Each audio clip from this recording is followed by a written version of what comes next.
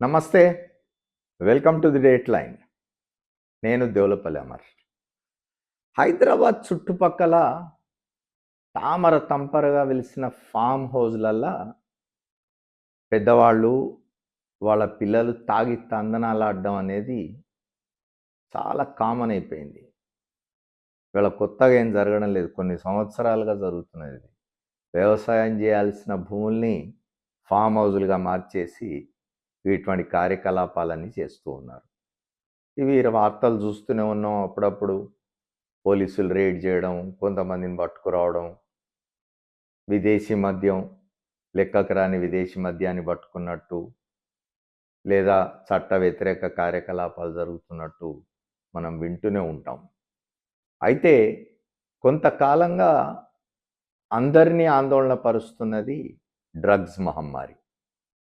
ఇవాళ మనం చూసుకున్నట్టయితే దేశవ్యాప్తంగా సమస్య ఉన్నది. తెలంగాణ కూడా ఆ సమస్యను ఎదుర్కొంటూ ఉన్నది. ఆ సమస్యను సమర్థవంతంగా ఎదుర్కోవడం కోసం తెలంగాణ ప్రభుత్వం చట్టాలు చేసింది. ఒక ప్రత్యేకమైన సెల్ను కూడా ఏర్పాటు చేసింది ఈగల్ పేరుతోటి. సమర్థవంతంగా పనిచేస్తుంది ఆ సెల్. ఇటువంటి కార్యకలాపాలని అణిచివేయడానికి, డ్రగ్స్ను మొత్తంగా రూపుమాపడానికి, డ్రగ్స్ సమస్యను మొత్తంగా రూపుమార్పడానికి ప్రభుత్వం ప్రయత్నం చేస్తూ ఉంటే, పెద్దలు ఈ పెద్దల్లో పొరుగు రాష్ట్రానికి సంబంధించిన పెద్దలు, వాళ్ళ పిల్లలు కూడా ఉన్నారు. పొరుగు రాష్ట్రానికి సంబంధించి రాజకీయాల్లో ఉన్న పెద్దలు, వాళ్ళ పిల్లలు కూడా ఉన్నారు. రాజకీయాల్లో ఉండి తెలంగాణను పొద్దున్న లేస్తే విమర్శించే వాళ్ళకి చాలా ఆస్తులు ఉన్నాయి. హైదరాబాద్ చుట్టుపక్కల ఫామ్ హౌజులు ఉన్నాయి వాళ్ళకు. ఆ ఫామ్ హౌజుల్లో వచ్చి వాళ్ళు సేద తీరుతూ ఉంటారు. అక్కడ ఏం చేస్తారనేది మనకు అనవసరం. అయితే చట్టానికి దొరికినప్పుడు మాట్లాడుకోవాలి. తాజాగా జరిగింది మొయినాబాద్లో ఒక ఫామ్ హౌస్లో కొంతమంది పట్టుబడ్డారు. వాళ్ళు డ్రగ్స్ తీసుకున్నట్టు పరీక్షల్లో తేలింది. ఆ డ్రగ్స్ తీసుకున్నట్టు పరీక్షల్లో తేలిన వాళ్ళలో ఒక ఆయన భారత రాష్ట్ర సమితి మాజీ శాసనసభ్యుడు పైలట్ రోహిత్ రెడ్డి. ఇంకొక ఆయన ప్రస్తుత లోక్సభ సభ్యుడు, తెలుగుదేశం పార్టీకి చెందిన, పొరుగు రాష్ట్రంలో అధికారంలో ఉన్న తెలుగుదేశం పార్టీకి చెందిన లోక్సభ సభ్యుడు పుట్టా మహేష్ యాదవ్. వీళ్ళందరినీ పరీక్షలు చేయించి పాజిటివ్ అని తేలిన తర్వాత ఈగల్ అధికారికంగా ప్రకటించారు కూడా. ఎవరెవరు దొరికినారు, ఎవరెవరు డ్రగ్స్ తీసుకున్నట్టు తేలింది, పాజిటివ్, ఎవరైతే టెస్ట్లో పాజిటివ్ వచ్చిందో వారు ప్రకటన చేసినారు. పోలీస్ శాఖ ఒక అధికారిక పత్రిక నడుపుతుంది, సురక్ష అని. చాలా బాగా వస్తుంది ఆ పత్రిక. అది డిజిటల్ ఫామ్లో ఉంటుంది, డైలీగా చేసినారు. ఇంతకుముందు మాసపత్రికగా ఉండేది సురక్ష. అది ఇప్పుడు డైలీగా డిజిటల్ ఫామ్లో వస్తున్నది. మంచిగా ఉంటుంది, వార్తలు బాగా వస్తుంటాయి. ఆ పత్రిక అంటే పోలీసుల అధికారిక పత్రిక. అందులో కూడా మొదటి పేజీలో రాసినారు ఈ డ్రగ్స్ వ్యవహారం, ఎవరెవరు దొరికినారు, ఎవరెవరికి పాజిటివ్ వచ్చింది అనేది కూడా రాసినారు. ఇదంతా బాగానే ఉంది. ఇదంతా అయిన తర్వాత బీఆర్ఎస్ మాజీ శాసనసభ్యుడు పైలట్ రోహిత్ రెడ్డి జైలుకు వెళ్ళారు.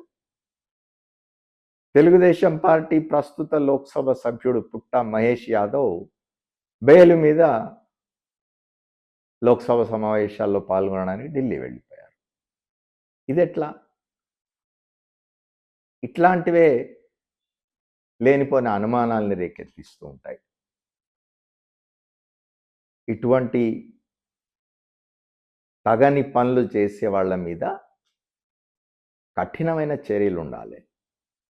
అందున రాజకీయ పక్షాలు, ఎందుకంటే రాజకీయ పార్టీలు చాలా చెప్తూ ఉంటాయి.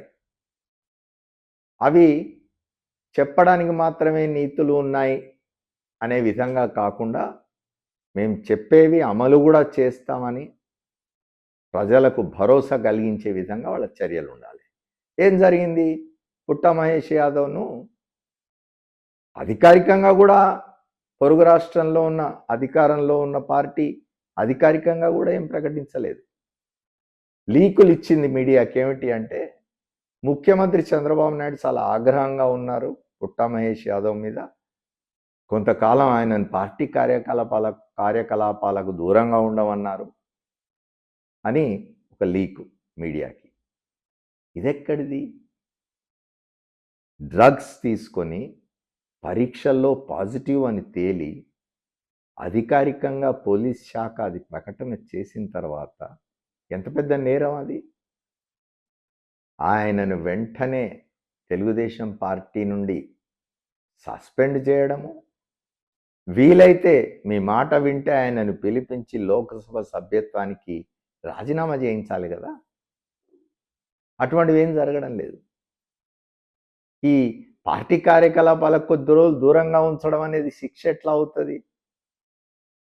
వాళ్ళ హాయిగా వాళ్ళ కార్యక్రమాలు వాళ్ళు చేసుకుంటూ ఉంటారు. గతంలో కూడా మనం చూసినాం, జనసేనకు సంబంధించిన ఒక శాసనసభ్యుడి మీద లైంగిక వేధింపులకు సంబంధించిన ఫిర్యాదు వస్తే అతని శాసనసభ్యుడు, అతని మీద కూడా ఏం చర్యలు లేవు, పక్కకు పెట్టేసినారు. గతంలో అధికారంలో ఉన్న పక్షం ఇట్లా చేయలేదా అంటే అట్లా చేసింటే తప్పే. ఇప్పుడు అధికారంలో ఉన్నవాళ్ళు దాన్ని ఫాలో కావాలని ఉందా? మీ నీతిని, మీ నిజాయితీని మీరు నిరూపించుకోవాలి కదా. నిఖార్సైన రాజకీయాలు చేస్తున్నాం అని చెప్పేవాళ్ళు ఇట్లా వ్యవహరించడం, ఇది ఎక్కడి నీతి? సామాన్య ప్రజలకు ఏం బోధిస్తున్నట్టు? ఇట్లాంటివి తప్పనిసరిగా చర్చ జరగాలి ప్రజల్లో. ఆ లోకసభ సభ్యుడి మీద ఖచ్చితమైన, కఠినమైన చట్టపరమైన చర్య జరగాలి. అది జరగకపోతే ఇంతకుముందు చెప్పినట్టుగా అనవసరమైన సందేహాలకు దారితీస్తాయి. Thank you. మళ్ళీ కలుద్దాం.